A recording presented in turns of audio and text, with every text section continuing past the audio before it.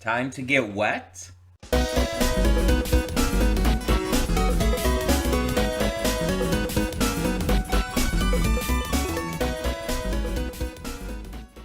Hey everyone, welcome to Princess of Gay. I'm your host Connie, and today we are here with my blind reaction to Bodies of Water, the animated short film by Sournoodl. And yeah, don't know what to think about this. This is a donation reward for Venom. And Bodies of Water, it just makes me think of, like, I don't know, the Great Lakes in Michigan. Bodies of Water just makes me think of, what the term is. A body of water, like an ocean, a lake, a pond, etc., etc. Like, I'm sure it has some deeper meaning here that I just don't know, but I don't know. And so it's a 7.5 minute short film, and it could be about pretty much anything. I don't think I've come across the channel Sournoodl before, so it's going to be interesting to see what their work is like, what their animation style is like, and so on and so forth. I don't know what I'm getting myself into here. But I'm hoping I enjoy it.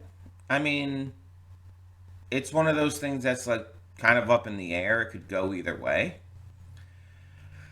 But we shall see. So without anything more to say, I guess we should just get this going. But one last thing. I didn't download this one. We are recording this straight off of YouTube just for sake of ease this time. So if there's any like lagging or issues with that, I apologize ahead of time. It's just one of those things that is a hazard of, being a reactor who reacts to so much different kind of content. Some content can't download. So I have to do it this way, or it's just harder to download. It's gotten harder and harder to get YouTube videos downloaded in recent years. So, yeah. Either way, let's get in with this and see what we have in store.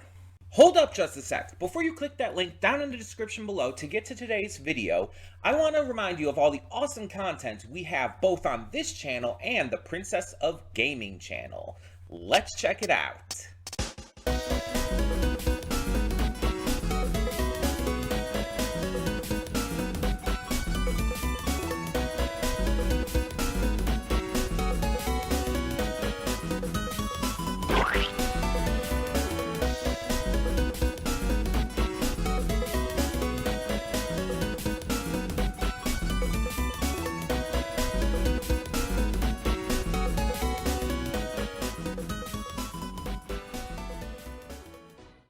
And we are back, and we'll begin with spoilers in 3, 2, 1, now.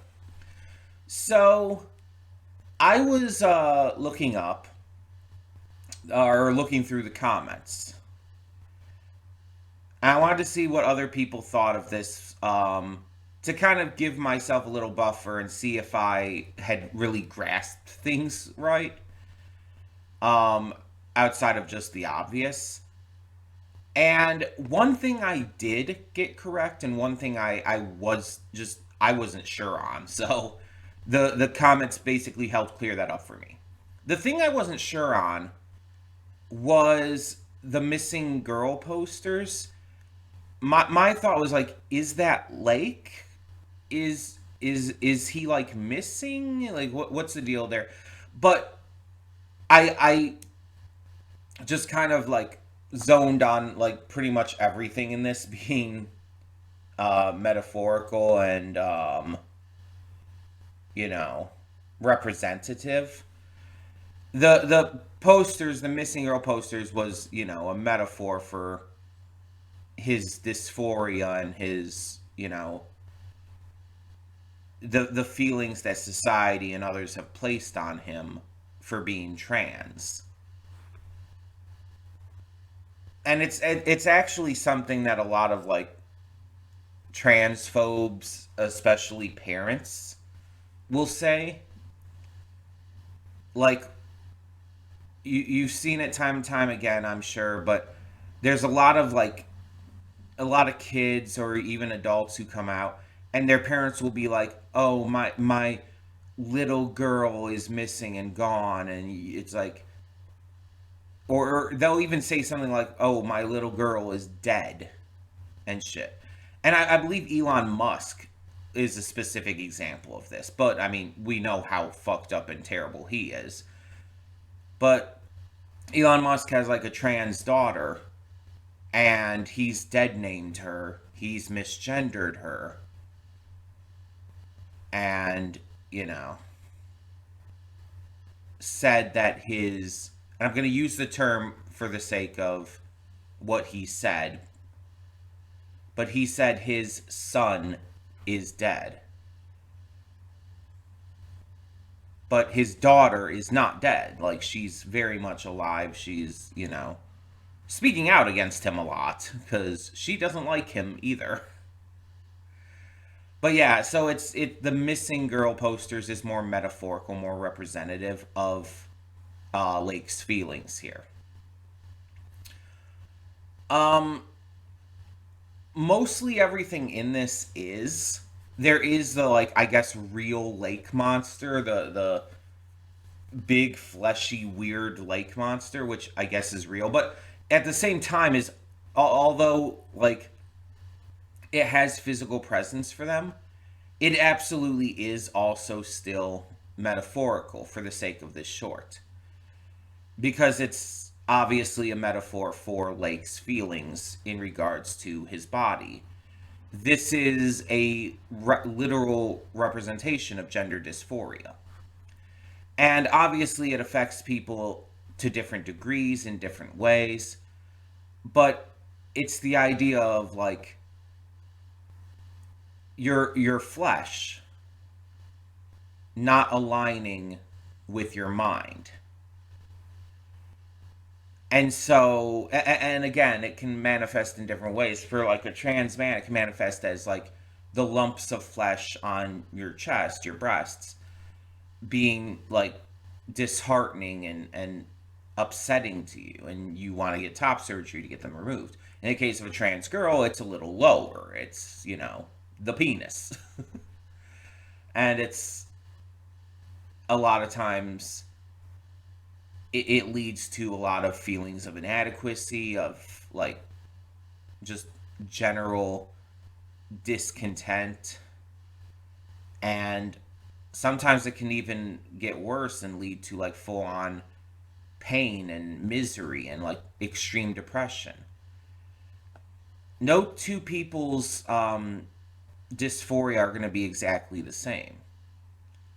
They're going to manifest in different ways. They're going to have different degrees of importance to that person. And sometimes they may come and flow. I meant to say come and go, like moving with a flow. I kind of combined everything into one little statement there.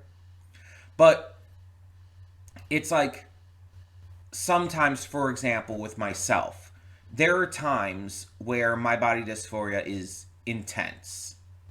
And it's like it just makes me want to crawl back into bed and just ignore the world because I'm super depressed, I'm super like upset, etc., etc. And then there's other times where I'm pretty much fine. Like it doesn't bother me, I'm not worried about it. And it's like I don't entirely know what day or what hour is going to be which of those feelings, or somewhere in between. It just kind of happens. And various things can like factor into it as well, like my mindset and mood in other areas. If I'm already in a really bad mood, if I'm already in a really bad position, like yeah, that's going to affect me a lot more than it might otherwise. If I'm in a really really good mood, my mind's not going to be thinking about it most of the time. It's going to be like focusing on why I'm in a good mood. I'm going to be like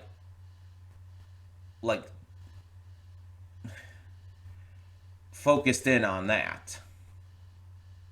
So it just depends. But sometimes it can come out of nowhere too. Sometimes it can just be like very intense out of nowhere for no apparent reason. So,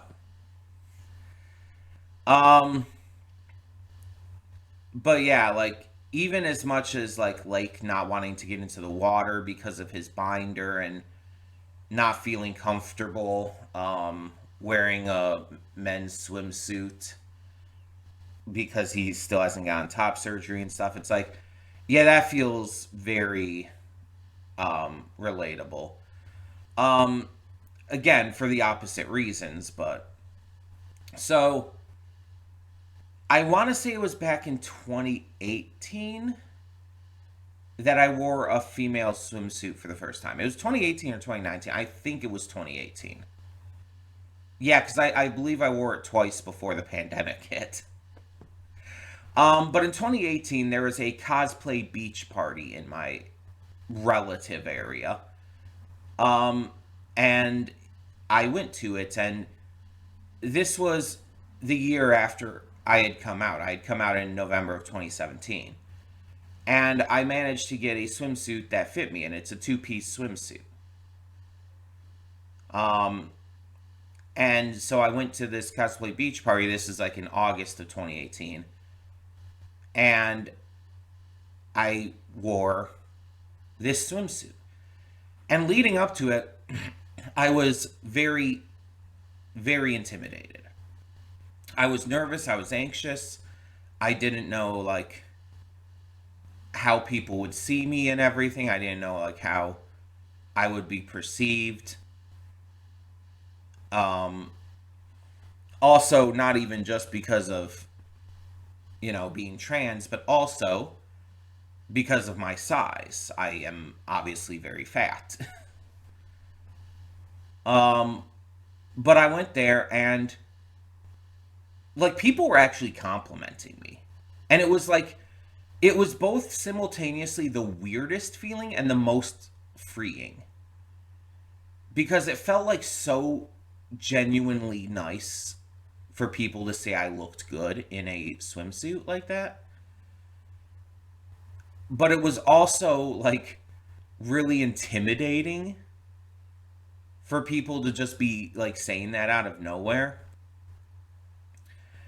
And then it was that same day where some random guy who wasn't even there for the cosplay beach party, he was just at the beach anyway.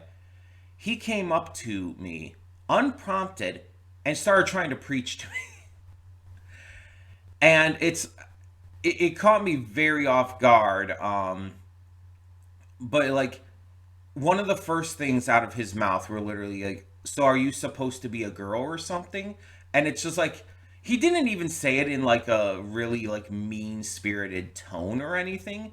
It was more inquisitive, and it just like threw me off so much. And he started preaching like, "Oh, God doesn't make mistakes. It's like God made you the way you are for a reason." And I'm just like, "Uh-huh. Yeah. I'm a Christian. I go to church every week." And I'm just like very awkward about it because I'm just wanting him to go, and eventually he does.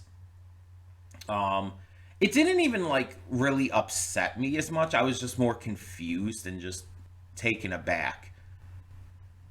Um, and the thing is, at the time, my hair was still pretty short. I was just starting to grow it out, so I'm talking like you see where my hair is like down to right now. I'm like talking like maybe down to here is where my hair was like ear length, mid ear length. So it's like my hair was still pretty short. I think it was, yeah, I believe it was blonde at that point. I had already gotten it dyed. So it's just like I had this like fairly short blonde hair, and I didn't necessarily read as super feminine outside of the swimsuit, but I guess that was enough to get his attention and have him come over to preach at me. Um, so yeah, that was the thing that happened.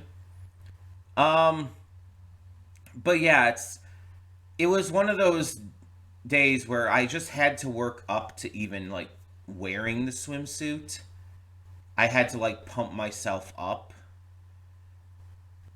But even despite this random guy who decided it was the right time to preach at a stranger, it's like it's a day I will always hold in like good memory for me because of all the positivity I did receive and just the memory of, you know, being able to wear that out in public for the first time. And so it's like, yeah, it's a very important memory for me.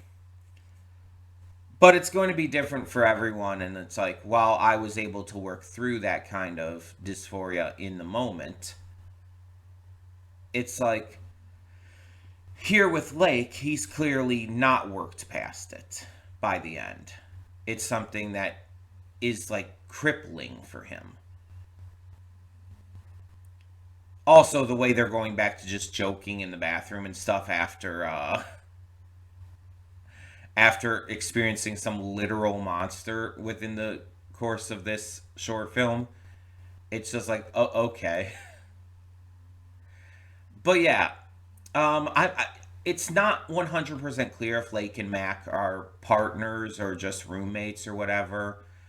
Like, it could be a number of things too, because it's like maybe Mac was a friend who basically took Lake in after he came out because maybe Lake was basically abandoned by his parents and like forced to leave his home. That's a possibility with someone coming out as well. It's a horrific possibility that should never happen. Parents should never kick their kids out for coming out as trans or queer anything. A parent should never like put their child on the streets for any reason, but especially for coming out as queer. Whether it's gay, lesbian, bi, trans, non binary, doesn't matter. But it doesn't explicitly say one way or the other here. So it's hard to really think about it. But yeah, this short is clearly about a trans man going through dysphoria and trying to fight through it, trying to push on and deal with the pain and fear and self image issues that come along with that. And again, I'm trans femme. I have different kinds of issues in terms of how I view my body than a trans man would. But the idea is still there. It's like there's a lot of times where my body really like gets me emotionally and mentally fucked. Let's put it that way. And it's not fun by any means. Of course, it's not. When your mind is telling you that your body is wrong, and when you look at it and everything, and it just, it really fucks you up. And again, it's not even like, it's not even a consistent thing, weirdly enough. It's like it'll just be random whenever it really hits. And again, some factors can like build into it, but then other times it's just like out of nowhere for no reason. And sometimes there's a factor that you would think would like cause it every time, but doesn't for whatever reason. Um, Showering, I'll just say. I would think that that would be a triggering thing for me because of, you know, being naked and having to deal with, you know, washing and acknowledging the parts of me that I don't want. I'm trying to say this in a nicer way that's not just so aggressively um uncomfortable. But you get the point. You would think that would be very triggering and hard for me, but it only sometimes is. Sometimes I get through like showers and stuff fine. I don't really have much of an issue with it. And then other times I just stand there and disassociate for half an hour. Like I have no joke, just stood there letting the water run down my back for like half an hour before because of this. But that's not like all the time, and it's like sometimes I'm completely fine. And I get out of the shower like in 15 minutes. It depends on various factors, and like I said, sometimes it can just hit out of nowhere. And I'm not gonna try to say how other people experience it because that's not my place. But that's usually the gist of how I like kind of react to it when it happens. I kind of just disassociate. If I'm sitting here on the couch when it happens, I'll probably just sit here and do nothing and just be in my head in my thoughts for a while. Like I said, if I'm in the shower, I'll just stand there letting the water run down my back and stuff. And it's like, it's not entirely something I'm choosing to do. It just kind of happens. It's just me, like, just kind of ignoring the world around me for a moment. Or, well, more than a moment a lot of time. And just existing. um, I'm not the best at explaining. I know there's people who can explain this kind of feeling and vibe and all a lot better than I can. Um, I've always not been the best at like expressing exactly what I'm trying to get across. But I hope the idea is understood. Um, Coming out as trans, I like to I like to view coming out as trans as being the best thing I've ever done in my life, and also the worst at the same time. And I mean, the reasons why I say it's the best are obvious. I get to be myself. I get to like be comfortable with myself in terms of how I view myself, how others view me, the name I've chosen, my pronouns, etc., etc.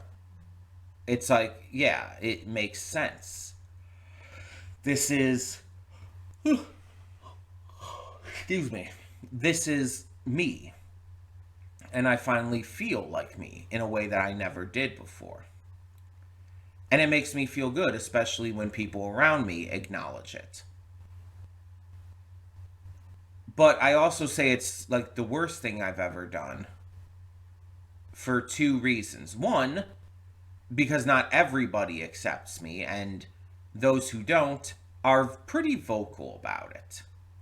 Whether it's people in my life who have, in some cases, even straight up abandoned me and stopped being my friend and whatnot, whether it's people out there in the world who campaign against me having rights just for being an out trans person, or literally wants to see me dead in some cases, whether it's even specifically family who doesn't accept me and still dead names and misgenders me. It's hard. But then there's the other aspect to it as well.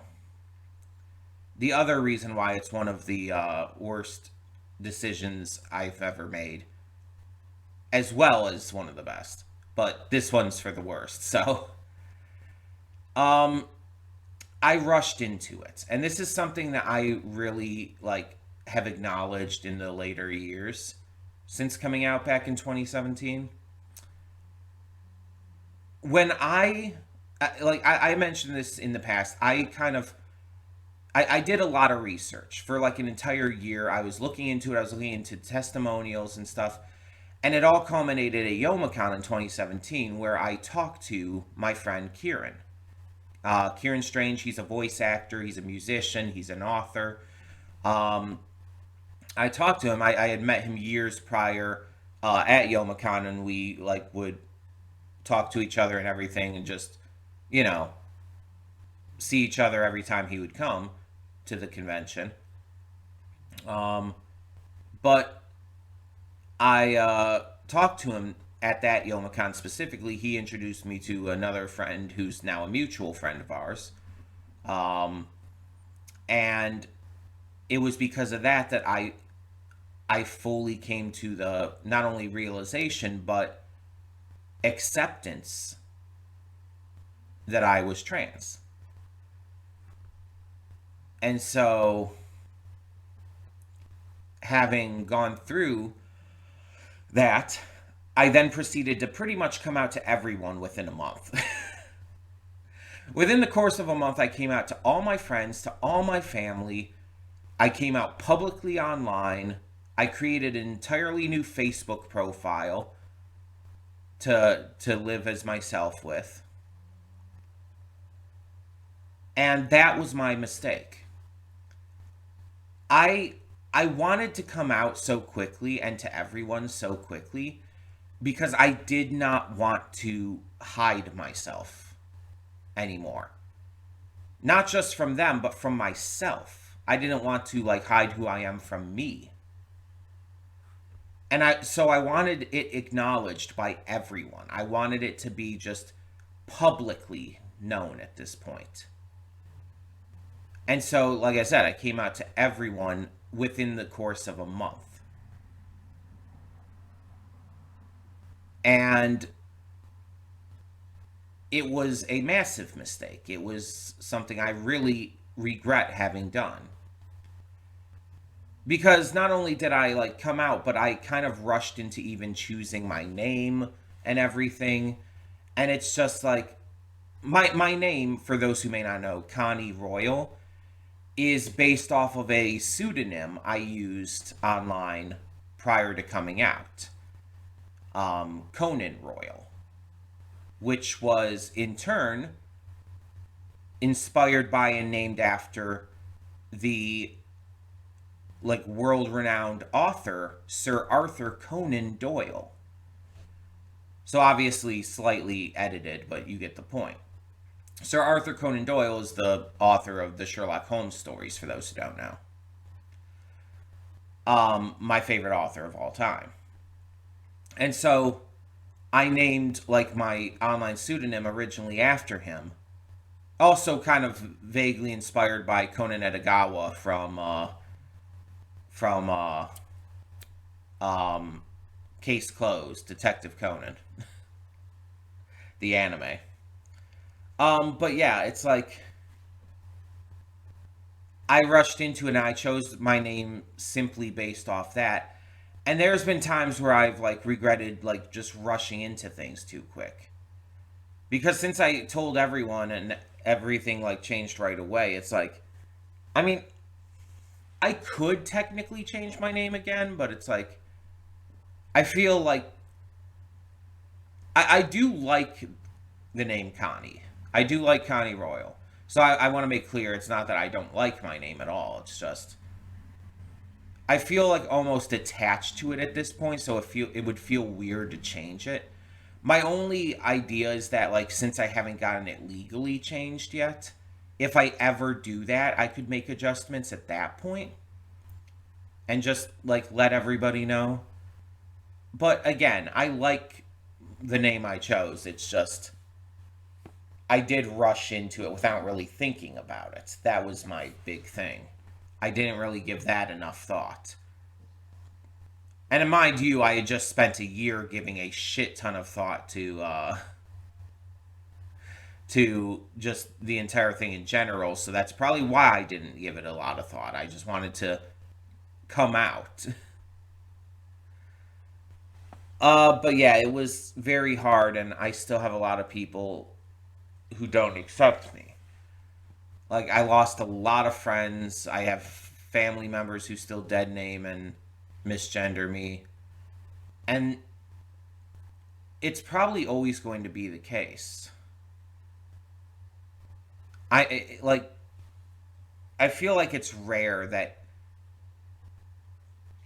everyone would be accepting.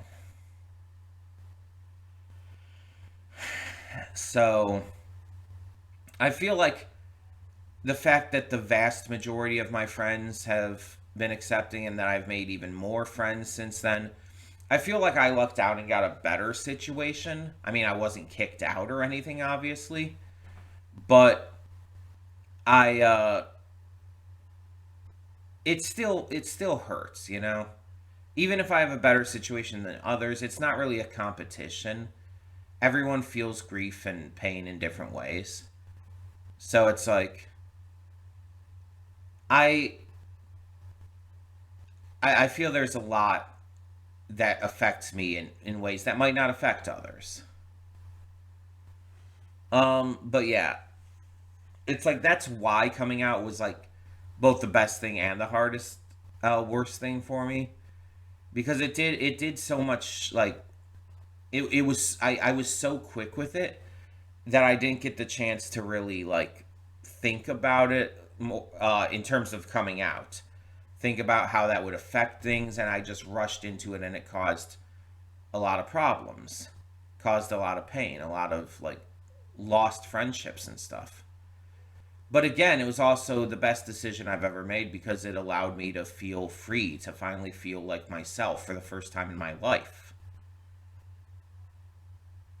and finally understand a lot more about myself that I was like really pushing away for a long time. Um, there is a reason why I often played as female characters in video games. And the funny thing is, I have heard other people say this exact same thing. I am not the only person who, like, really should have seen it coming. There was a lot of evidence, a lot of, like, things that would and should have clued me in. But it's like, because of the way I was raised, I pushed all of that out of my mind and just didn't think about it that way.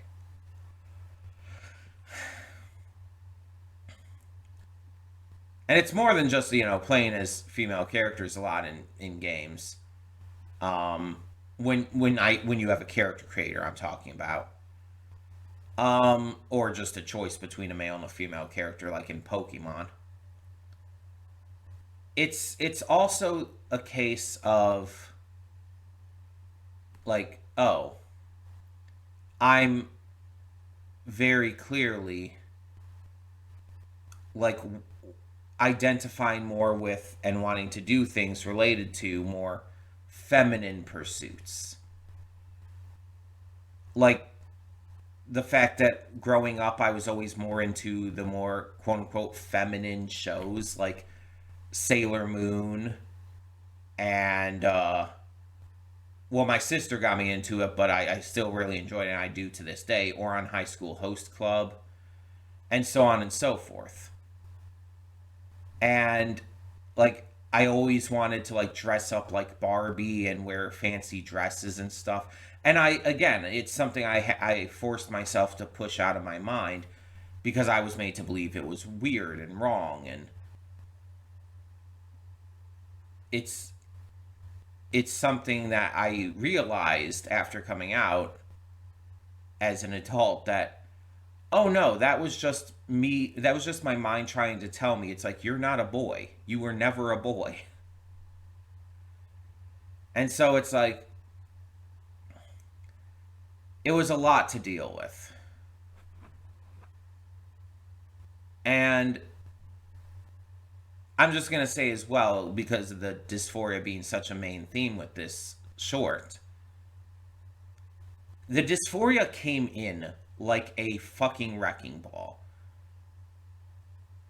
Like full on Miley Cyrus music video. The dysphoria just when I came out, like literally in that same month that I was, coming starting to come out to everyone and starting to tell everyone like bit by bit, when it was still within the course of that month, like it already started hitting hard because I had acknowledged myself as a girl. I had like accepted myself for who I was now.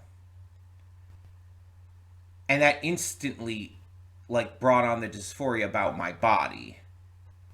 And it's just like, it's pretty much like I come out and then a short time later I'm just like, I hate myself.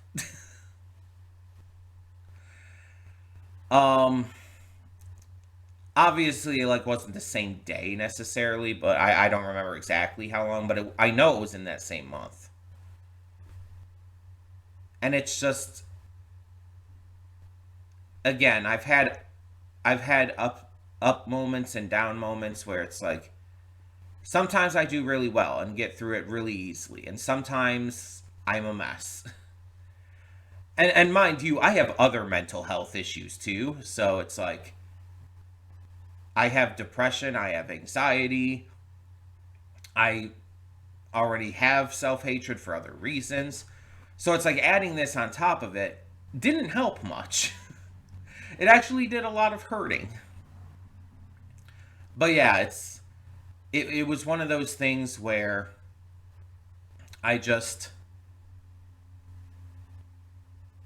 I had to be willing to take that. And I luckily knew about all of this kind of stuff ahead of time, because when I was doing like that year's worth of like research into it, because I wanted to be sure about myself.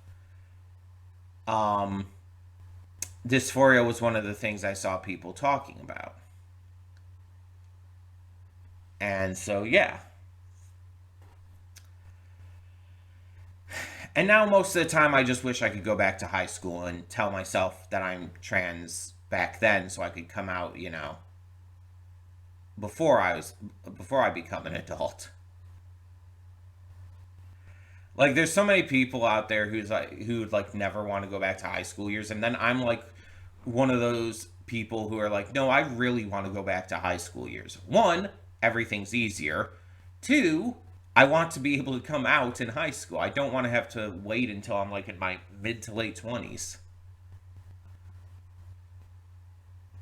Not that that would make it like a lot easier on me, but I just wish, excuse me, that I had had more time to really acclimate to this. And coming out as a teenager would have probably made me like would have probably made it like feel more natural and just like it's because when you're a teenager, your mind is still developing. So I feel like coming out as a teenager would have allowed me to like really acclimate to this better. As an adult, when I came out, it's like, oh, I'm already developed in that way, so it's like I have to kind of change a lot of stuff myself. I have to kind of like figure myself out here now. Whereas if I were a teenager, I feel like it would build into my developing mind. And I just feel like it would be easier. But again, there's a lot of like teenagers who do come out and who are like abandoned or kicked out by their parents and who are treated like shit and abused, and there's a lot of them who become homeless, who become depressed and suicidal, and so much more. And it's fucked up that so many members of our society will just treat people like that for such a stupid reason too. I mean, there's no good reason to ever abuse or mistreat someone, but especially not for that, and especially if they're like a teenager. So yeah, it's a lot. Being trans is a lot. It's also a lot when you also come out as non-binary, and a lot of people just don't understand that. They just don't know what that means. I've especially had people ask me, how can you be a trans girl and be non-binary? It's like, they can go together, Karen. Being non-binary just simply means I don't fully like feel like I fit on a gender binary of man on one side, woman on the other side. It's like I just don't fit into that standard single line binary system.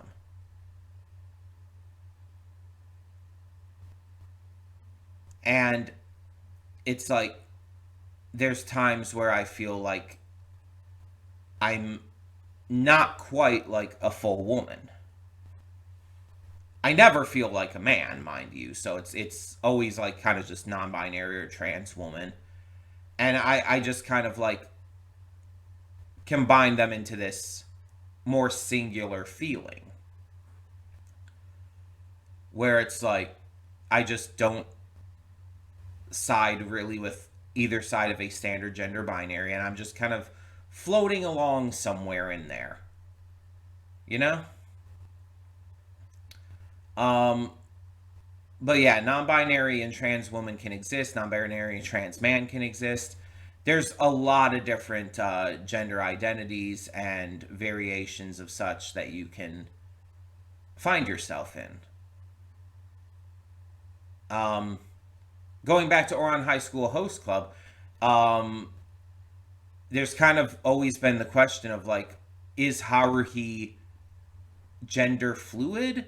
Because at the beginning of the series, she like talks about like not caring about what others view her in terms of gender.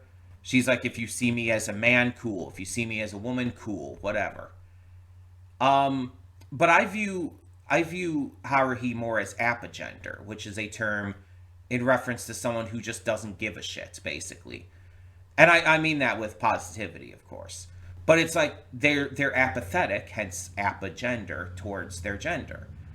They don't care what you see them as because they don't care what they see themselves as. It's something that they just don't really have a strong opinion on. If someone sees them as male, cool. If someone sees them as female, cool. If someone sees them as non-binary, cool. They don't mind. It doesn't matter to them. Like Haruhi, they care more about people seeing them for who they are as a person. It's like there's an actual term for this, and I think that's really cool. That there's an actual term for people who feel that exact thing. And that's what I would classify Haruhi from Oran High School Host Club as.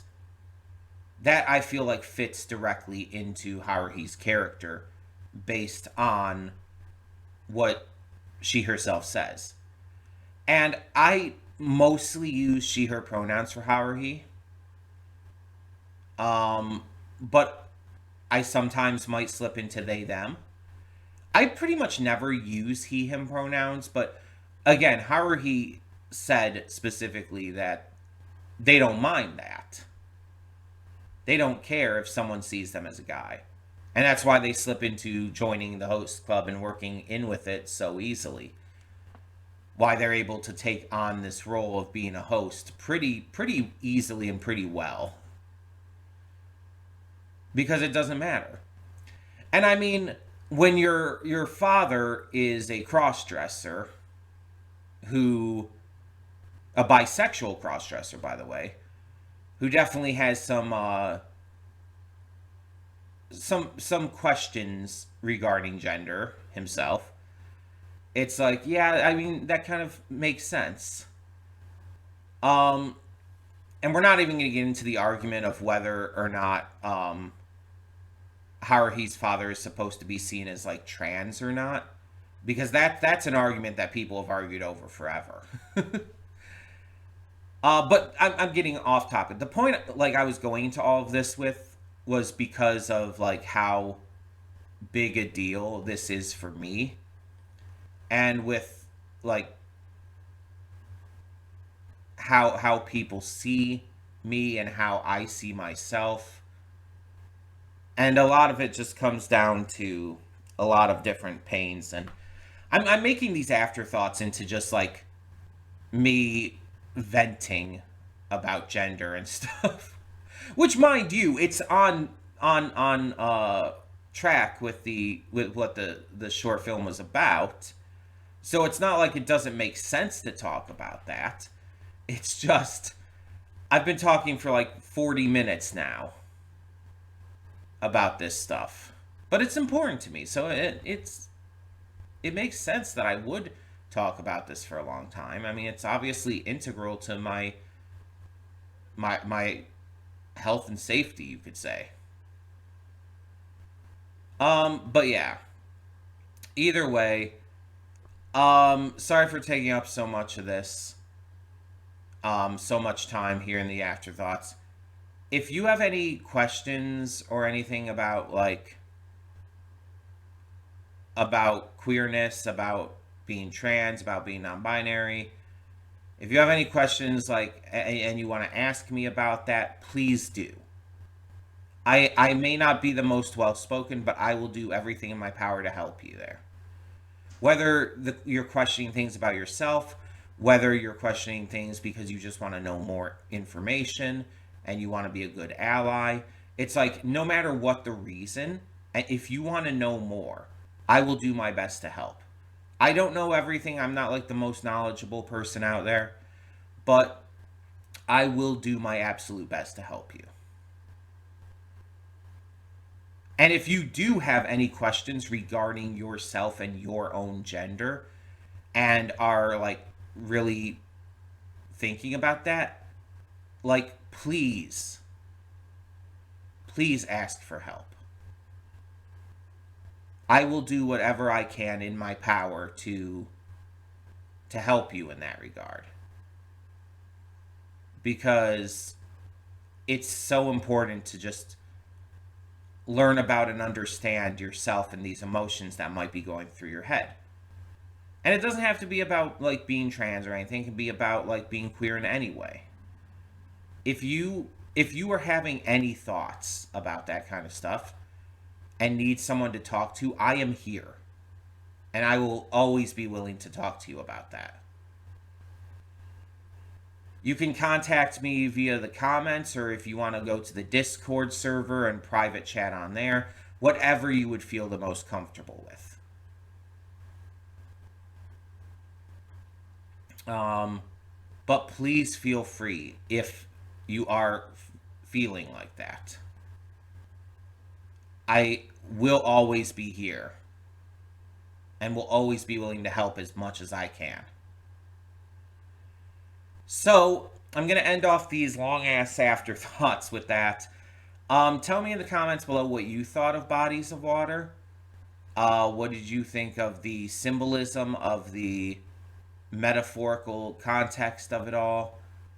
Let me know your thoughts, as always. And thank you so much for tuning in. Thank you to Venom for donating. And for now, I'm Connie and I'm signing off. See y'all next time.